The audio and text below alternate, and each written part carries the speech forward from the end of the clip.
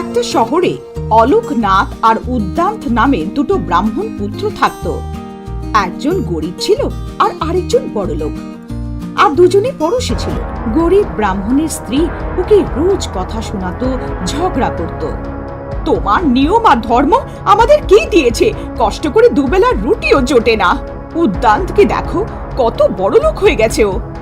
একবার পূর্ণিমার দিন গরিব ব্রাহ্মণ পুত্র আলোকনাথ নিজের স্ত্রীর রোজকার ঝগড়া থেকে বিরক্ত হয়ে গিয়ে জঙ্গলের দিকে এগিয়ে যায়, এইটা ভেবে যে জঙ্গলে কোনো বাঘ বা জঙ্গলি জানোয়ার ওকে মেরে খেয়ে ফেলবে, ওদের পেটটাও ভরে যাবে, আর মরে গেলে ওর স্ত্রীর রোজকার ঝগড়া থেকে ও মুক্তিও পেয়ে যাবে। জঙ্গলে যেতেই ও একটা গুহা দেখতে পায়। ও গুহার দিকে এগিয়ে যায়। গুহায় একটা হিংস্র সিংহ শুয়েছিল, আর সিংহের ঘুমে বাধা না পড়ে তাই জন্য একটা হাঁস পাহারা দিচ্ছিল। হাঁস যখন দূর থেকে ব্রাহ্মণ পুত্রকে আসতে দেখে তখন ভাবে, এই ব্রাহ্মণটা আসবে আর সিংহ জেগে যাবে আর একে মেরে খেয়ে ফেলবে। পূর্ণিমার দিন আমার পাপ লেগে যাবে, একে বাঁচালে বাঁচাই কি করে? ও একটা উপায় বার করে আর ও সিংহর ভাগ্যকে প্রশংসা করে। হে জঙ্গলের রাজা, উঠুন, জেগে উঠুন, আজ আপনার ভাগ্য খুলে গেছে। পূর্ণিমার দিনে ব্রাহ্মণ আপনার বাড়িতে এসেছে, তাড়াতাড়ি উঠুন, এনার দর্শন করুন, এনার থেকে আশীর্বাদ নিন, এনাকে দক্ষিণা দিয়ে বিদায় জানান, আপনার মুক্তি হয়ে যাবে। এই মুহূর্ত আপনার জীবনকালে আর কখনো আসবে না। আপনি পশু জীবন থেকে মুক্তি পেয়ে যাবেন, আর আমারও কিছু পুণ্য হয়ে যাবে। সিংহ গর্জন করে ওঠে। হাঁসের কথাও ঠিক মনে হয়, আর আগের থেকে শিকার করে থাকা মানুষদের গয়না ওর কাছেই ছিল। ওই সব কিছু ওই আলোকনাথ ব্রাহ্মণের পায়ে রেখে প্রণাম করে, জিভ দিয়ে ওর পা চাটে। এরপরে হাঁস ব্রাহ্মণকে ইশারা করে, হে ব্রাহ্মণ মশাই, এই গয়নাগুলো তাড়াতাড়ি উঠিয়ে নিন আর নিজের বাড়ির জন্য প্রস্থান করুন। এ হলো সিংহ, কখন এর মন পাল্টে যাবে। ব্রাহ্মণ কথা বুঝে যায় আর বাড়ি ফিরে যায়।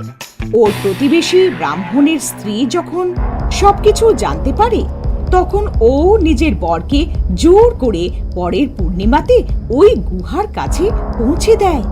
এখন সিংহর পাহারা দেওয়ার জানোয়ার বদলে গেছিল, এখন পাহারা দিচ্ছিল কাক। যেমন কাকের স্বভাব হয়, ও মনে মনে ভাবে, দারুণ হয়েছে, ব্রাহ্মণ এসেছে, সিংহকে জাগায় কি? সিংহর ঘুমে যদি ব্যাঘাত ঘটে তাহলে তো রাগ আসবেই। ব্রাহ্মণকে মারবে তাহলে আমারও একটু পেটটা ভরে যাবে, আমিও একটু খাবার পেয়ে যাব। এই ভেবে ওই কাক কাউ কাউ করে চেঁচায়। সিংহ রেগে যায় আর ব্রাহ্মণের উপরে ওর নজর পড়ে। ও হাঁসের কথা মনে পড়ে যায়। ও বুঝে যায় কেন কাক কাউ কাউ করছে।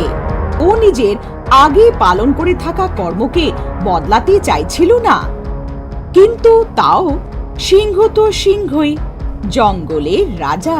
ও গর্জন করে ব্রাহ্মণকে বলে, হাঁসের প্রভৃতির লোকেরা স্বর্গ দেখায় আর কাকের প্রভৃতির লোকেরা ভোগে পাঠায়, তাড়াতাড়ি পালিয়ে যাও। এর মানে ছিল হাঁস যে ভালো ভাবনা চিন্তাধারা মনের ভালো ছিল সে উড়ে সরোবরের কাছে চলে গেছিল, আর এখন কাক নতুন পাহারাদার আমায় তোমাকে মারার জন্য উস্কাচ্ছে। আমার সিদ্ধান্ত পাল্টে যাক তার আগেই হে ব্রাহ্মণ, তুমি এখান থেকে চলে যাও। সিংহ কাউর উপরে দয়া করে না, সে তো হাঁস ছিল যে সিংহের কাছ থেকেও পুণ্য করিয়ে নিল। দ্বিতীয় ব্রাহ্মণ সব কথা বুঝে যায় আর ভয়ের চোটে নিজের প্রাণ বাঁচিয়ে নিজের বাড়ির দিকে চলে যায়। বলার এই মানে হলো বন্ধুরা, এই গল্পটাও আজকের স্থিতিতেও ঠিকই বসে। হাঁস আর কাক অন্য কেউ না, আমাদেরই চরিত্র। কেউ কারোর দুঃখ দেখে দুঃখী হয় আর তার ভালোটা ভাবে, সে হলো হাঁস। আর যে কাউকে দুঃখী দেখতে চায়, কারোর সুখ যাদের সহ্য হয় না, সেটা হলো কাক। যে নিজেদের মধ্যে মিলে মিশে একসাথে থাকতে চায় তারা হাঁসের মতন হয়। আর যারা ঝগড়া করে একে অপরকে মারা লুট করার ভাবনা নিয়ে থাকে, কাকের স্বভাবের হয়। এরম ধরনের লোকেরা কারোর খারাপ ছাড়া ভালো করেই না। নিজেদের আশেপাশে লুকিয়ে থাকা কাকেদের চিনুন, তাদের থেকে দূরে থাকো।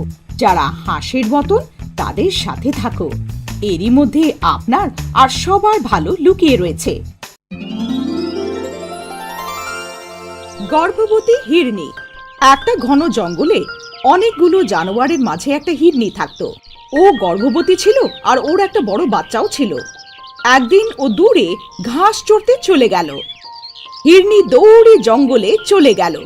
কিছুটা দূর গিয়ে ও একটা সুন্দর সুস্বাদু ঘাসওয়ালা জায়গা পেল। ও অনেক খুশি হয়ে খেতে থাকে। মাঝে মধ্যে চারিদিকে দেখে নিত।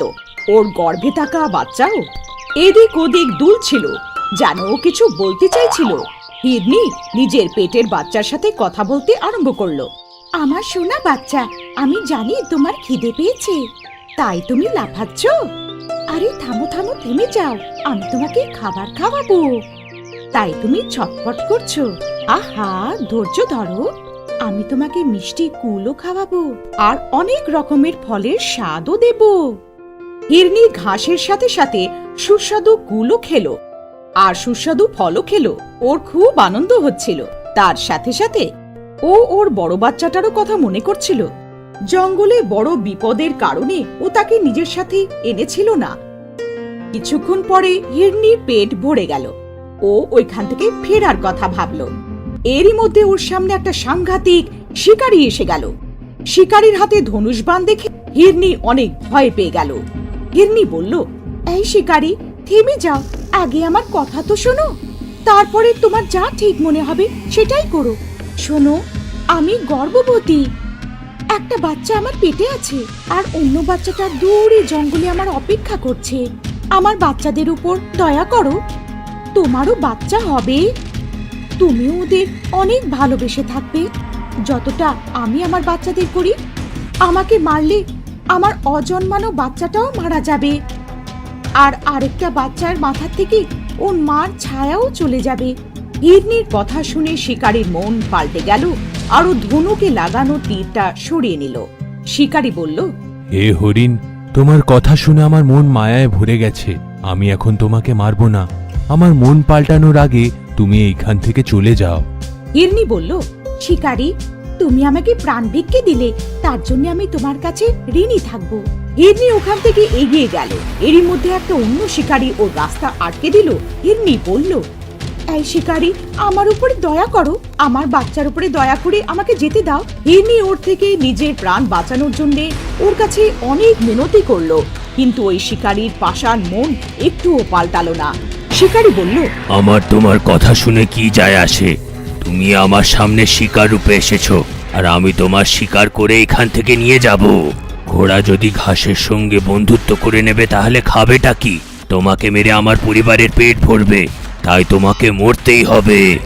হিরনি বলল, ঠিক আছে, তুমি যদি আমাকে মারতেই চাও, আমি তার জন্য তৈরি, কিন্তু আমার উপর দয়া করে কিছুক্ষণের জন্য আমাকে বাড়ি যেতে দাও। আমার পরিবারের সাথে দেখা করে চলে আসবো, তারপর তুমি আমাকে মেরে খেয়ে নিও। শিকারী হিরনির কথা মানল না আর নিশানায় তাক করে নিল। হিরনি নিজের প্রাণ বাঁচানোর জন্য পালালো। হিরনির গায়ে তীর লেগে গেল, কিন্তু ও থামলো না, পালাতেই থাকলো। শয়তান শিকারী ওর পিছনে দৌড়াতে থাকলো। হিরনি গর্ভবতী হওয়ার কারণে বেশি জোরে দৌড়াতে পারছিল না। শিকারী নিশানা লাগিয়ে আবার তীর মারলো আর তীর হিরনির শরীরে বিঁধে গেল। ও তাও দৌড়াতেই থাকলো আর খুব আগে পর্যন্ত বেরিয়ে গেল। শিকারীও দৌড়ে দৌড়ে এগিয়ে যাচ্ছিল, কিন্তু হিরনি ওর চোখের সামনে থেকে উধাও হয়ে যাচ্ছিল। শিকারীর সামনে হঠাৎ করে একটা সিংহ এসে গেল ও তার উপরে আক্রমণ করে দিল। সিংহ শিকারীর প্রাণটা শেষ করে দিল। হিরনি নিজের পরিবারের কাছে পৌঁছে গেল। ওর পরিবার অনেক সময় ধরে ওর অপেক্ষা করছিল। হিরনির বাচ্চা বলল, মা, তোমাকে এই তীরটা কে মেরেছে? হিরনি বলল, একটা নির্দয়ী শিকারী। বাবা, আমার অনেক মাথা ঘুরছে। একটা বাদর তাড়াতাড়ি এসে তীরটা বার করে দিল আর ওখানে কিছু জংলি পাতা রস লাগিয়ে দিল। হিরনি নিজের বাচ্চার কাছে চলে এলো আর বলল, বাবা, তুই কিছু খেয়েছিস? হিরনির বাচ্চা বলল, হ্যাঁ মা, খেয়েছি মা, সত্যি তো অনেক খেয়েছি। বাদর মামার সঙ্গে খুব মজা এসেছে। হিরনি বলল, বাদর ভাই, আমার বান্ধবীকে ডাকো, আমার পেটে অনেক ব্যথা হচ্ছে। বাঁদর অন্য হরিণকে, যে এই বাঁদরের বান্ধবী ছিল, ও হিরিণীকে সাথে করে নিয়ে জঙ্গলের একটু ভেতরে অন্যদিকে নিয়ে গেল। হিরিণী বলল, সখী, আমি আর বাঁচবো না। আমি এই বাচ্চাটাকে জন্ম দিতে চলেছি। আমার তোমার কাছে মিনতি, এই দুটো বাচ্চার সবসময় খেয়াল রেখো। বান্ধবী হিরিণী বলল, তোমার কিছু হবে না। তোমার বাচ্চাদের আমি খুব যত্ন করব, নিজের বাচ্চাদের মতন রাখবো। হিরিণী কিছুক্ষণ পর একটা মিষ্টি বাচ্চাকে জন্ম দিল আর সব সময়ের জন্য এই পৃথিবী ছেড়ে চলে গেল। হিরণীর বান্ধবী আর বাঁদর দুজনেরই চোখে জল এসে গেল। হিরণীর বড় বাচ্চাও অনেক মন খারাপ হলো। ও ভাবলো যে ওর মা ব্যথার কারণে শুয়ে পড়েছে। অনেকগুলো জানোয়ার ওখানে এসে গেছে। হিরণীর বড় বাচ্চা আবার নিজের মায়ের কাছে পৌঁছে গেল। হিরণীর বড় বাচ্চা বলল, মা, দেখো কত কাকু কাকিমা আমাদের সঙ্গে দেখা করতে এসেছে। আমাদের ছোট্ট পুতুলটাকে ওনারা দেখতে এসেছেন। তুমি চোখ খোলো মা। মা, দেখো ছোট্ট পুতুলের খুব খিদে পেয়েছে, তাকে দুধ খাওয়াতে হবে। মা ওঠো মা, তুমি চোখ কেন খুলছো না? বাঁদর মামা, তুমি বোঝাও না মাকে। বাঁদর বলল, বাবা, ওকে এখন শুতে দাও, ও অনেক ক্লান্ত হয়ে গেছে। এসো, তুমি আমার কাছে এসো, তোমার বোন তোমাকে ডাকছে বাবা। হিরণীর বান্ধবী ওই ছোট হিরণীর বাচ্চাকে দুধ খাওয়াতে লাগলো। বড় বাচ্চাকেও নিজের কাছে ডেকে নিল। এখন এক মাসি মায়ের জায়গা নিয়ে নিল। বন্ধুরা, এই নিরীহ প্রাণী কাউকে কোনো কষ্ট দেয় না। এরা তো ভালোবেসে থাকতে চায়।